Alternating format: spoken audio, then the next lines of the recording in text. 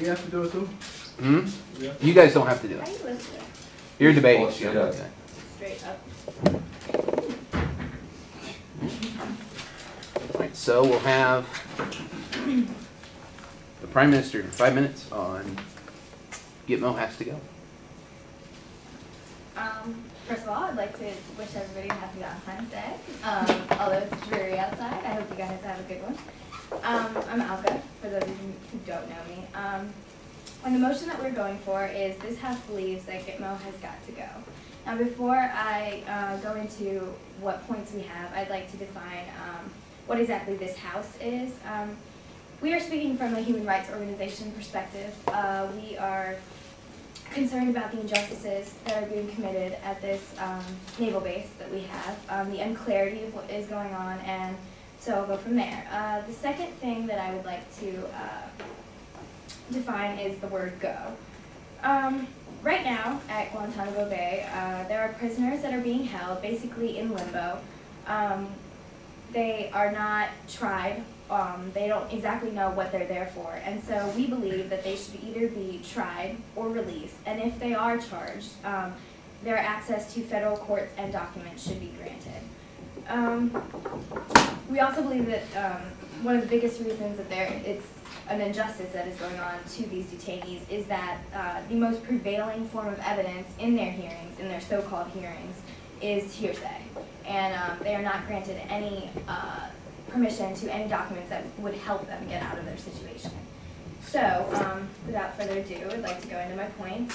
First point being that the Supreme Court ruled that the detainees that are at Guantanamo Bay presently could challenge the lawfulness of their being there. Therefore, they should be able to defend themselves in a hearing in a court. This was pushed through the Supreme Court. It was passed.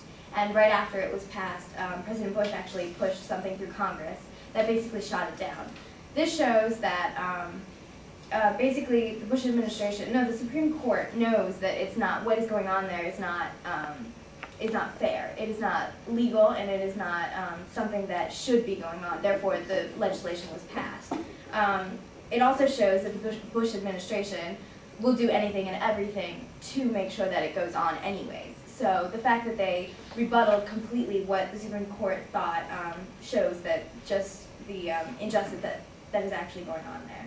My second point is that we feel that the detainees at Guantanamo Bay are being set up. Therefore, they cannot help themselves, and we feel that this is a very unjust thing that is happening to them. There's a manual that is released. It's basically a protocol for how detainees are directed, how things are happening at Guantanamo Bay. It was actually published for the public this past January, and it's called the Manual for Military Commissions. It's 238 pages that basically is a guide for rules that they use at the naval base. There's basically what it says, if you read it in plain English, it basically allows terror detainees to be convicted solely on hearsay or coerced evidence.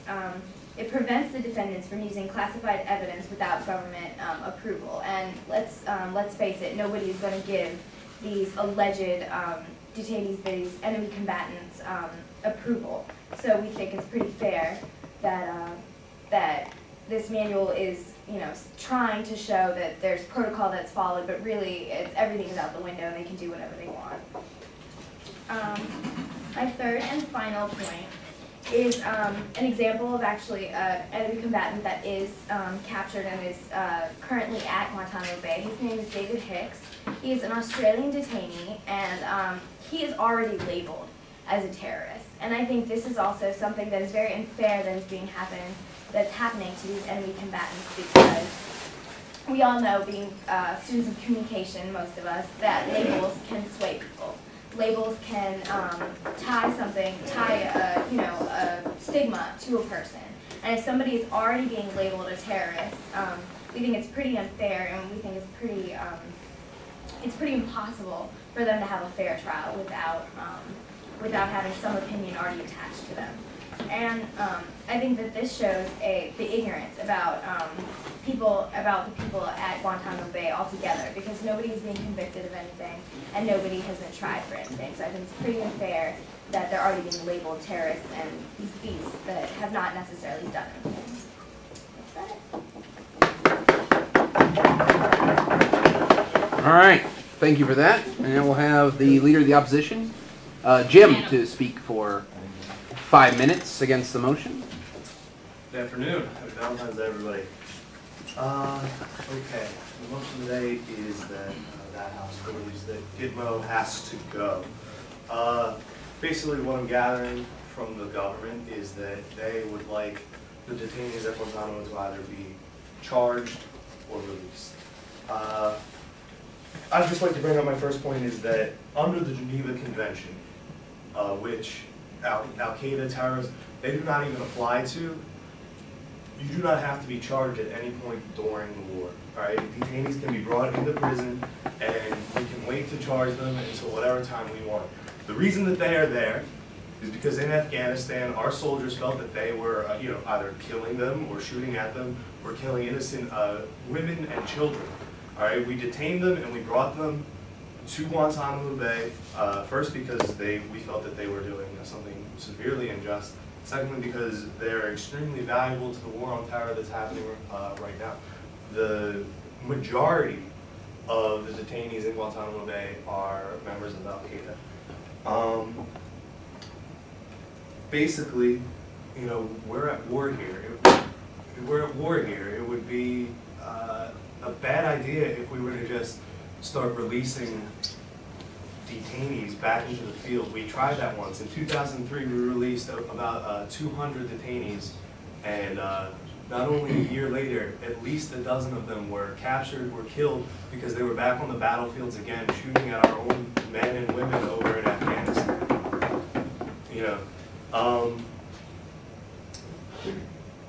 Under the Geneva Convention, it does not say that detainees or any prisoners of war have any right to speak to a lawyer.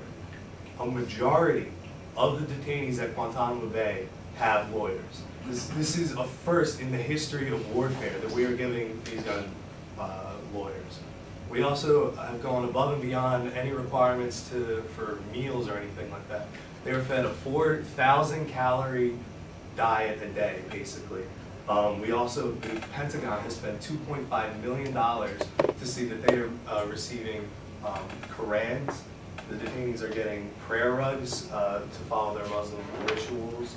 We're also making sure that they are getting proper Muslim diets. We're also making sure that they are eating properly during Muslim holidays such as Ramadan. The average weight gain of a detainee is 15 pounds. There's a report of a man who has gained 150 pounds while at Guantanamo Bay. Another point is that there are many senators, congressmen, there are thousands of reporters who have unlimited access if they would like to come down to Guantanamo Bay. All right, people are in and out there all the time. There's no evidence, there's no strong evidence that there is torture or anything like that going on. And with all these people being in and out, where are American soldiers finding the time for that to happen? I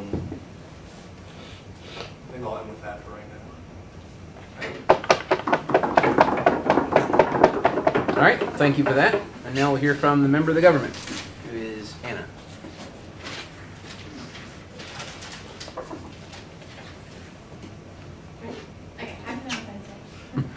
Okay, so the first thing I'm going to say is that just because the opposition claims that Guantanamo Bay is the Club Med and Disneyland of detainee camps doesn't change the fact that it is a detainee camp. Also, the 150-pound weight gain, these guys are under an insane amount of stress. I put on weight when I'm stressed. How much more stressed can you be? How generous of the government to treat these uncharged, unconvicted prisoners with 4,000 calorie meals of slop, probably. We don't know what they're being fed. All right, the best or better war camp is still a war camp, and it should never be used in the same sentence. So that's that. All right, so they also address if their men were released, they will be tortured or joined up with militias. He cited that 200 men were released, and of those 200 men, 12 turned their back. That still leaves 188 guys that were innocent that left. No, I don't even think so. I'm not done. We're not saying to release everyone. Perhaps if it had gone through a fair trial, those 12 people would have been convicted and proved that they did something wrong. Question. If the trials were fair, only innocent people would be released. And if the questions about the allegiances to Al-Qaeda and etc., they would find some evidence and charge them. Also, I'd like to comment about the invaluable information that we're getting from these people. A lot of good this information is doing. First thing, to date, not a single high terrorist has been tried. So with all this information that we're getting, not a single high terrorist has been tried. It's been 5 years of Guantanamo Bay. And the information is suspect at best because they're using coercion and torture tactics to get it. Also, in these hearsay trials that Alka was talking about that are unjust, coercion and torture tactics aren't allowed by the judges, so this evidence wouldn't even be submitted in these trials. All right, so this provides a good segue into the next point that us as a human rights organization wants to bring up is the torture going on. Not only are these prisoners being held unjustly without formal charges, an injustice that is un-American, there are also instances of blatant torture, physical and psychological at Guantanamo. We read instances of this thing called waterboarding, which they place the men on a board and push water on top of them so it simulates drowning. That's terrifying because drowning is one of the worst ways to die, in my opinion. The opposition will undoubtedly say that these detainees are not protected by the Geneva Convention because Al-Qaeda did not sign it. What a cowardly loophole used by the opposition to justify torturing human beings because a document wasn't signed. Question. Yeah. That would be fallacy because we haven't actually come out and said that yet. So just to say that we are cowards before we even say anything, I believe is unfair. I didn't say that we were allowed to torture them under the Geneva Convention. You just assumed that I was going to say that. That's all I have to say. Well, they are being tortured, and part of the Geneva Convention protects these people from being tortured. So you did contact me. I guess. Oh, the last point I want to make is about the lawyer situation, part of the Club Med Guantanamo Bay that were being set up. Alka already pointed out that none of the information is being given to these men. So just because there are lawyers presented doesn't mean that they have the facts that they need to protect these men when they go to these trials. So the lawyer point is pointless because they don't have any of the information. It's not given.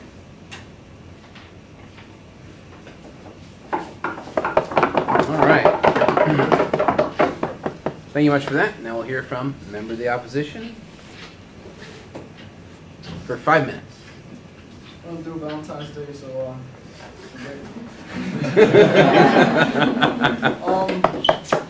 what I'm not understanding here is a couple of problems with their argument.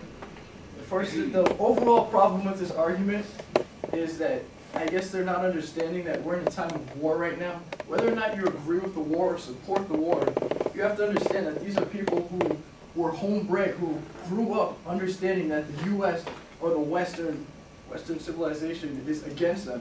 They're planted into their mind, not everyone, I'm not giving a generalization, but a majority of these people who are held at this camp understand that the West is our enemy, and they're keeping me here right now. So what you have to understand is you release these people, if any of you sit here and you sit in a camp, you already hate these people. So you sit in a camp for 1 year, 2 years, 3 years. You're just going to be angrier. So when you get out, you're going to go back to civilization. You're going to say, all right, maybe I'll give these people a hug down the street. That's not how it works. You're talking about tactics to get information out of them. You're talking about separate ways or the waterboarding, whatever it may be. I don't agree with torture, but to a certain extent, if these people are trying to, I don't know, blow up whatever down the street or whatever's going to happen to protect, we're sitting here trying to protect you to sit here right now in this college and know that nothing's going to happen to you right now. So basically, there has to be some kind of coercion to get them to say something. You can't give them candy and chocolates and say, all right, you're going to have to tell us this or this is going to happen. You have to understand that this is the only way to get information out of these people. in addressing facts that they need to do, they're not being given facts, specific facts. I don't understand what these facts are. If you want to address that right now, I'd be fine to. For the lawyers, they're not being given facts to get out.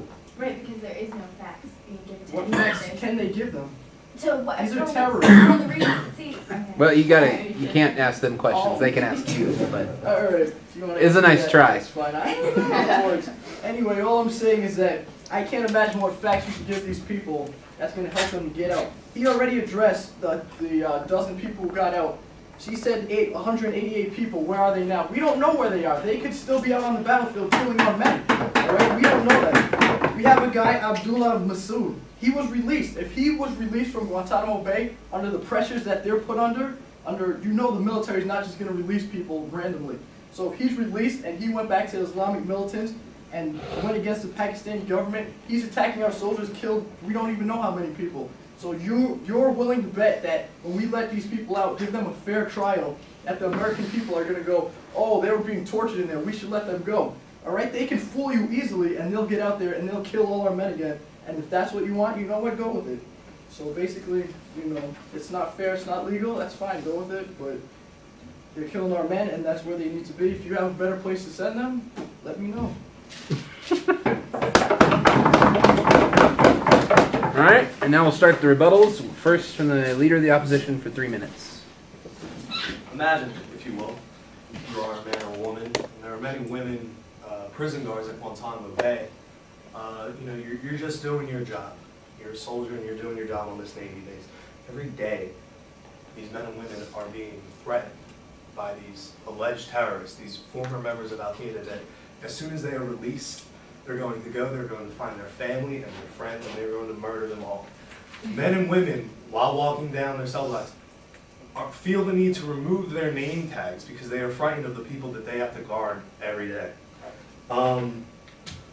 Mullah Shahzada was a former Taliban field commander who, while at his stay at Guantanamo Bay, was able to convince his guards, these men and women, that he had sworn off violence and that he deserved to be free. Listening to these human rights organizations that we should probably free some of these people, they figured that Mr. Shahzada was a good choice. He was freed in 2003 and immediately rejoined the Taliban. He subsequently was killed in a battle in the summer of 2004 in Afghanistan.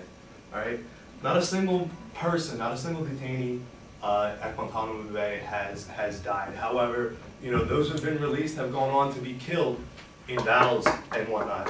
It's been thought that if we are to release some of these people, they will be going to countries where they will not be accepted back. They can go on to be tortured or killed back in the countries where they've been. Another point I'd like to address is that we're capturing these people with no evidence. Let's just go back in time for a minute to the Civil War. All right, say a Union soldier was to capture a Confederate soldier and hold him. What evidence does he have other than he was fighting against me? All right, how are we to convict these terrorists? The only evidence that we have is that they were shooting at us. All right, in the history of war, that's what happens. That's why the Geneva Convention states that you can hold a prisoner without charges until all the hostilities are over. And when the hostilities are over, if not sooner, all these men will receive a just and fair trial, as the American way stands for.